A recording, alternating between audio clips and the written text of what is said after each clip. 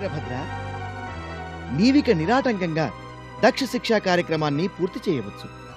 నిన్ను ఎవ్వరూ ఆపరు, అడ్డరు.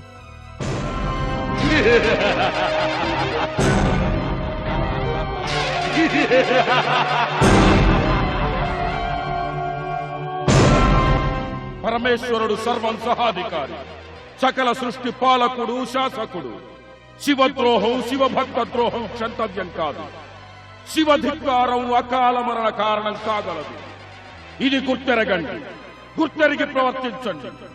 ఈ దక్ష శిక్షా కార్యక్రమం సకల శివద్రోహులకు గుణపాఠం.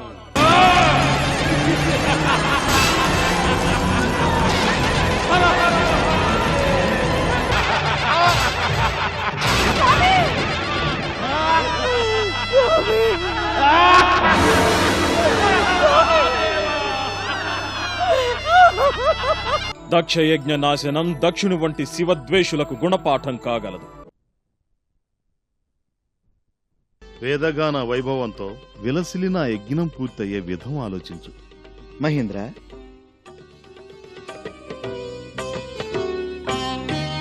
నన్ను ఇంతగా ప్రబోధించాలా? దక్షుడు నా అనుజుడు కాదా?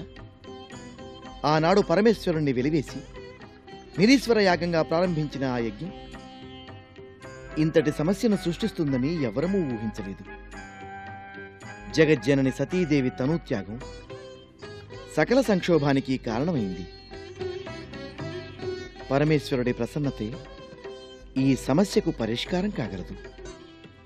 ఆ పరమేశ్వరుణ్ణి సుముఖుణ్ణి చేయాలి, అంతే. లోక కళ్యాణం కోరే మీకు అదెంత పని? మనం ముందు సృష్టికర్త పరమేష్టి వైకుంఠవాసుల దర్శనం కావించుకుని వారి తోడుగా కైలాసం చేరుకుందాం. శంకరుడు భక్తవ శంకరుడు, వేడితే వెన్నలా కరిగిపోయి కరుణిస్తాడు మహేంద్ర. హర హర మహాదేవ్, హర హర మహాదేవ్.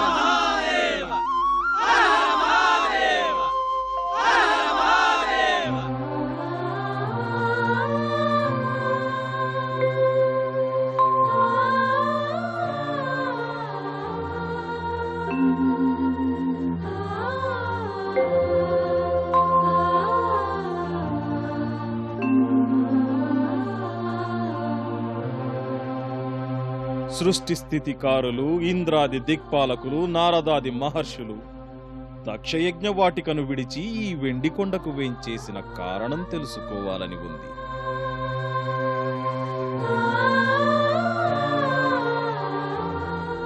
నారదా, ఇది నీ సంకల్పమా?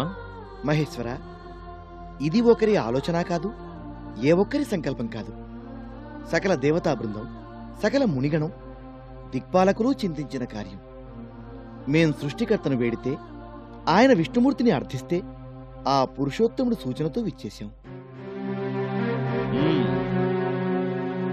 అయితే అదేదో బృహత్కార్యమే అయి ఉంటుంది. లోకకర్త, లోక స్థితికర్త, లోకపాలకులు ఏకకంఠంతో చెప్పబోయేది తప్పక లోకక్షేమంకరమే అవుతుంది. మహేశ్వర, ప్రసన్నుడివై సకల సంరక్షణ చెయ్యి. సంకల్ప వికల్పాలు అన్నీ మీరెరిగినవే. దక్షుడి వృత్తాంతం అత్యంత దయనీయం. ఆచరణలో దక్షుడు దారి తప్పి నడిచినా అతని సంకల్పం అమోఘం. యజ్ఞమూర్తివి, యజ్ఞకర్తవు, యజ్ఞజ్ఞేయుడివైన నీ సన్నిధి లేక యజ్ఞం పరిసమాప్తి కాదు. దోషి దక్షుడు కఠిన శిక్షకు పాత్రుడైనాడు. ఇకనైనా శాంతించి అనుగ్రహించు.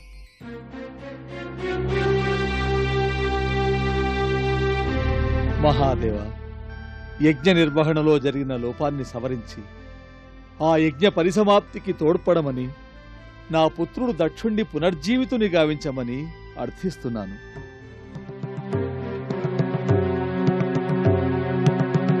కోరినదంతా కొంగు బంగారం చేసే శంకరుడివి, లోక శుభంకరుడివి, మా ప్రార్థన మన్నించు.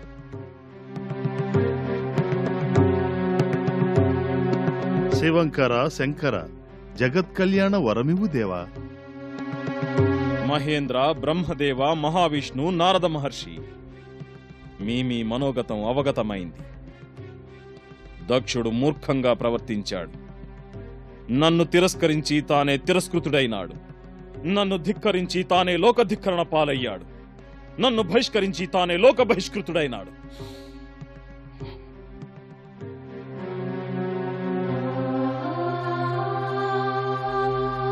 యజ్ఞరక్షక, అమోఘమైన తమ సంకల్పం నెరవేరుతుంది.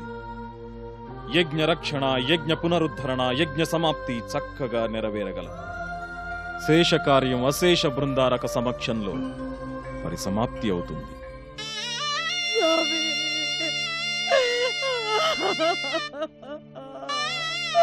స్వామి స్వామి స్వామి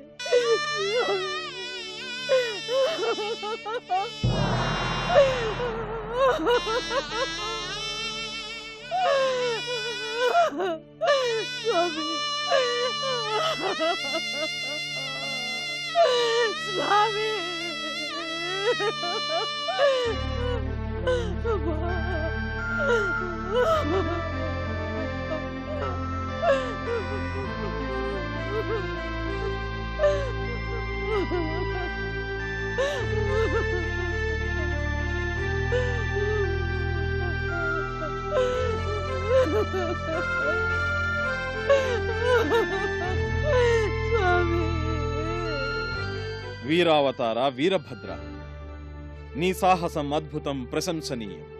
నీ సామర్థ్యం అసదృశం, అభినందనీయం. కాని దండించమంటే దహించి వేశావే, మందలించమంటే మారణహోమం చేశావే, శిక్షించవయ్యా అంటే చిన్నాభిన్నం చేశావే. ఎందుకింత ఘోరం చేశావు వీరభద్ర? మహాదేవ, మహాకాల, మా తల్లిని అవమానించిన దక్షుణ్ణి తీవ్రంగా దండించాను. మాతృభక్తితో మహాశక్తితో విజృంభించి శిక్షించాను. క్షంతవ్యుణ్ణి ప్రభు, క్షంతవ్యుణ్ణి. లే వీరభద్ర, లే. తక్షణం దక్షుణ్ణి కరుణిస్తాను.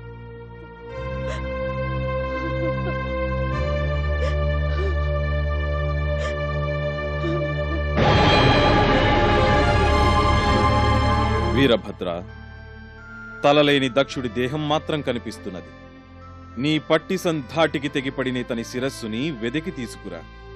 మహేశ్వర, రుద్రమూర్తినై వీర శివావతారంగా విజృంభించి ఇతని శిరస్సును ఖండించాను. తమరిని బహిష్కరించి నిర్వహిస్తున్న ఈ యజ్ఞగుండంలోనే సమిధగా వేశాను.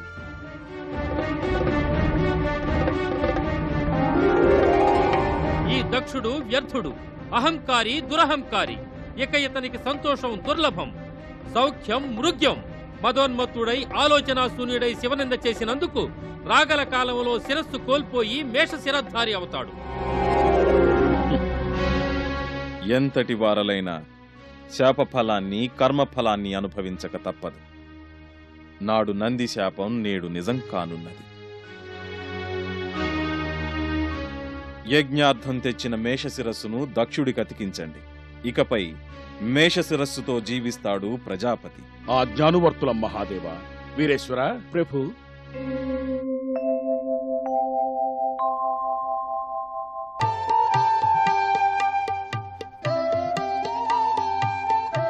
వీరభద్ర ప్రభు, ఉమ్.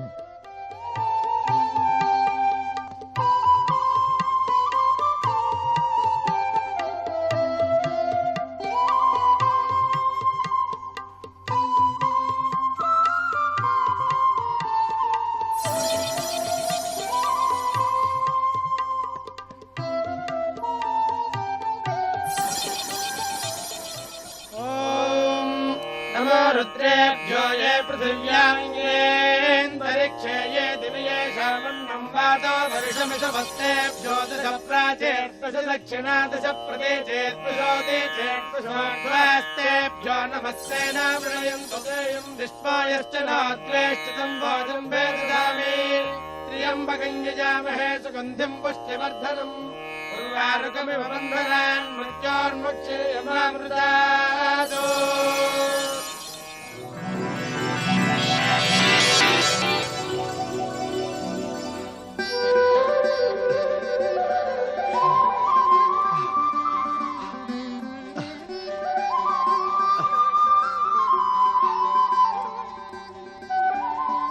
శరణు శరణు మహాదేవ, శరణు శరణు మహేశ్వర, పాహిమాం పాహిమాం పాహిమాం. నా అపరాధాన్ని మన్నించు ప్రభు, మన్నించు.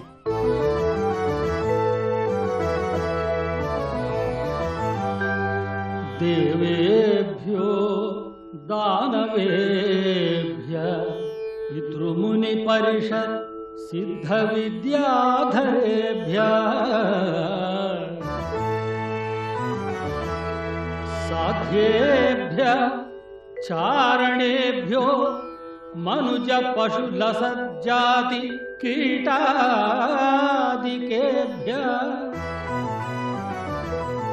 శ్రీ కైలాస ప్రరూఢ తృణవిటపి ముఖాశ్చాపియే సంతతేభ్య సర్వేభ్యో నిర్విచారా నతిముపరచయే శర్వ పాదాశ్రయేభ్య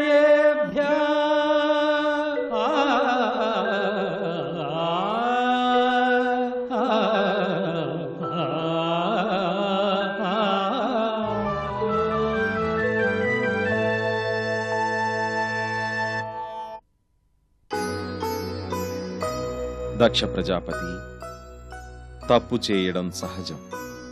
పశ్చాత్తాపంతో దాన్ని సరిదిద్దుకోవడం మరీ ఘనం. నీ అహంకారం అంతరించింది, జ్ఞానోదయమైంది. వరద, వరణ్య, జ్ఞాననిధి, జ్ఞానగమ్య, సనాతన దేవాదిదేవ జగద్బంధు, నమో నమః, నమో నమః. మామ, జ్ఞానానికి అజ్ఞానానికి తేడా లవలేశమే. మూఢుడైనా మూర్ఖుడైనా, పండితుడైనా పామరుడైనా భక్తుడు భగవత్కృపకు పాత్రుడే. నీవు గతాన్ని విస్మరించి భవిష్యత్తును యోచించు. ప్రభు, పరమేశ్వర, కరుణామయ, ధిక్కరించిన వారిని దీవించావు, దూషించిన వారిని దయతలచావు. నీ కరుణకు పాత్రుడనై తరించాను ప్రభు, తరించాను. పరమేశ్వర, సకల లోకాలను సర్వులను అనుగ్రహించటమే కర్తవ్యంగా భావించే దయామయ, మీరు దక్షుణ్ణి కరుణించిన తీరు ఆనందదాయకం. మహేశ్వర, నా పుత్రుడి దోషాన్ని ద్రోహాన్ని దయార్ద్ర హృదయంతో మన్నించారు. పునర్జీవితుణ్ణి గావించి నాకు పుత్రభిక్ష ప్రసాదించారు. కృతజ్ఞుణ్ణి మహాదేవా, కృతజ్ఞుణ్ణి. మహాదేవ, చాలినవాడు క్షమిస్తేనే దానికి అందం. శిక్షించిన తదనంతరం రక్షించావు. తమ కరుణ అపారం కదా. కరుణారస సముద్రులైన పరమేశ్వరులు తమ కారుణ్య నిరతిని, భక్తవత్సలులన్న బిరుదుని దక్షుణ్ణి కటాక్షించి సార్థకం చేసుకున్నారు. హరహర మహాదేవ, హరహర మహాదేవ, హరహర మహాదేవ. భక్తవ శంకర, శంకర, నిన్ను తృణీకరించి దక్షుడు యజ్ఞం ప్రారంభించాడు. యజ్ఞవేదివైన నీ కరుణ లేక అది విఘ్నమైంది. క్షీరసాగర సమాన దయాంతరంగా దక్షుణ్ణి పునర్జీవితుణ్ణి గావించినట్లే అతని యజ్ఞాన్ని ఉద్ధరించి పూర్తి చేయించు. పరమశివ, భక్త జనావన, అజ్ఞానినై నిన్ను ద్వేషించి యజ్ఞమూర్తివైన నిన్ను బహిష్కరించి యాగం సంకల్పించాను. జ్ఞానినై నిన్ను పూజించి యజ్ఞగమ్యుడువైన నిన్ను ఆరాధించి నీ అనుమతి ఆమోదాలతో యజ్ఞం పూర్తి చేస్తాను. కరుణించు శంకర, కరుణించు. సంకల్ప సిద్ధిరస్తు. దక్ష ప్రజాపతి, కొందరు ఆపన్నివారణార్థం నన్ను ఉపాసిస్తారు, కొందరు నన్నెరిగి తరించడానికి ఉపాసిస్తారు, మరికొందరు లోక కళ్యాణం ఆత్మసుఖం ఆశించి నన్ను ఆరాధిస్తారు. కాని ఇప్పటి నీ వలె కొందరు నన్నెరిగి తన్నెరిగి లోకాన్నెరిగి సర్వక్షేమాన్నాశించి నన్ను ఆరాధిస్తారు. వారే నా ప్రియ భక్తులు, జీవన్ముక్తులు, పునరావృతిరహిత శివసాయుజ్య ప్రాప్తితో తరిస్తారు. భస్మధారణతో పవిత్రులై, రుద్రాక్షమాలికాధారణతో సౌమ్యులై, మంత్రదీక్షతో జ్ఞానులై, శివలింగధారులై, నేనే వారు వారే నేనుగా జీవించి నన్నెరిగి నా ప్రతిరూపంగా మన్ననలు పొందుతారు. దక్ష, ప్రణవ స్వరూపం తెలిసిన వారు మేం బ్రహ్మ విష్ణు మహేశ్వరులం ఆ ఓంకార రూపమని తెలుసుకుంటారు. అకార ఉకార మకార రహస్యవేత్తలకు మేం త్రిమూర్తులం, మువ్వురం సమానులమే. కాని ఇది తెలియని వారు, తెలుసుకోలేని వారు పరస్పర ద్వేషానికి లోనై ఆ ద్వేషాగ్నిలో నశిస్తారు. శివతత్వ విష్ణుతత్వ బ్రహ్మతత్వవేత్తవు, జ్ఞానివి. ఇక యజ్ఞం పూర్తి చేయి. శివోహం శివోహం ధన్యోస్మి ప్రభు ధన్యోస్మి. చత్వారి శృంగాత్రయో అస్య పాదాత్వే శీర్షే సప్తహస్తాదో అస్య సదావద్ధోర్ణవోరోరవేతి మహోదేవో మధ్యాగం ఆవివేశ యజ్ఞేశ్వరం ధ్యాయామి. అగ్నయే స్వాహా అగ్నయేదం నమః. సోమాయ స్వాహా సోమాయేదం నమః. అగ్నయే స్వాహా అగ్నయేదం నమః. యుపస్థీర్య తిరుమధ్యాగ్నిరవధాయ అభిగార్య అభిప్రత్యభిగారయతి. బ్రహ్మదేవానాం పరమేష్ఠవేనాం సర్వప్రాణాం మహితో మృగాణాం సేన రుద్రాణాగస్పతి ధర్మణానాగం సోమః పవిత్రమత్యగరేభం స్వాహా. బ్రహ్మణేదం నమః. ఓం శుభస్థీర్య తిరుమధ్యాగ్నిరవధాయ అభిగార్య అభిప్రత్యభిగారయతి. ఇదం విష్ణుర్విచక్రమే త్రేధాని తదే పదౌ సమూఢమస్య భాగం సురే స్వాహా. విష్ణవేదం నమః. యుపస్థీర్య తిరుమధ్యాగ్నిరవధాయ అభిగార్య అభిప్రత్యభిగారయతి. కర్తృత్రాయ ప్రచేతసే మేఢుష్టమాయుధం యసే ఓజే వసంతమగం హృదే స్వాహా. రుద్రాయేదం నమః. అపముపస్పృత్య ఉపస్థీర్య విష్ణుకృతే వధాయ అభిగార్య నః ప్రత్యభిగారయతి. అవ్యవాహమభిమానిచాహం వృక్షోహనం వృతనాశు జిష్టౌ జ్యోతిష్పంతం జేద్యుదం పురంధ్యౌ అగ్నిగ్స్పిష్టకుతమాహుమేమ. విశ్వమగ్నే అభితత్కుణాహి ఇస్మాదేవ పునరా అభిష్య పురుణ్రపుందాం ప్రసంధ్వాహి జ్యోతిష్పస్యే కిదరన్న ఆయుస్వాహా. అగ్నయే స్పష్టకుతేదం నమః. దక్ష ప్రజాపతి యుగయుగాలు సకల లోక జనావళి నీ యాగాన్ని ప్రశంసిస్తూ కతరుకతరుగా స్మరిస్తూ ఉంటారు. నీ కీర్తి ఆకల్పాంతం నిలిచి ఉంటుంది.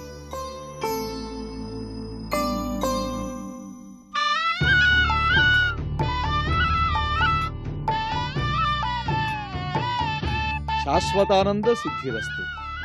శాశ్వత ఐశ్వర్య ప్రాప్తిరస్తు. చిరయశ ప్రాప్తిరస్తు. మేం తపో దీక్షకు వెళ్తున్నాం. మాకు తపోభంగం కలగకుండా ఏకాంత ప్రదేశంలో దీక్ష వహిస్తాం. మీరున్నారని మీ రక్షణలో సుఖంగా జీవిస్తూ తమ సేవలకు అంకితమై మా తల్లి లేని లోటును మరచిపోవడానికి యత్నిస్తున్నాం. ఇప్పుడు మా గతి. మేం ఎక్కడున్నా ఎలా ఉన్నా ఏమరక మా భక్త కోటి రక్షణ ధర్మాన్ని నిర్వహిస్తాం. దాక్షాయణి దేహత్యాగంతో శివుడు తిరిగి ఒంటరివాడయ్యాడు. తపోదీక్షతో బాధను మరవాలని యత్నిస్తున్నాడు. విడదీయరాని విడిపోని జంట కదా సతీ సదాశివులు. తిరిగి ఎక్కడో ఎప్పుడూ ఆమె జన్మిస్తుంది. స్వామి, కశ్యప ప్రజాపతి మా అక్క చెల్లెళ్ళం. దితి అదితి తమ అనురాగానికి సమానంగా నోచుకున్నాం. కాని ఆమె సంతానం అదృష్టవంతులయ్యారు. నా కుమారులు భాగ్యహీనులయ్యారు. ఇదెక్కడి న్యాయం? అది వారి వారి అదృష్టాలని బట్టి ఉంటుంది. మనం కర్తలం కాదు. జనన వేళ విశేషం అది. ఆధాన లగ్న ప్రభావం అది.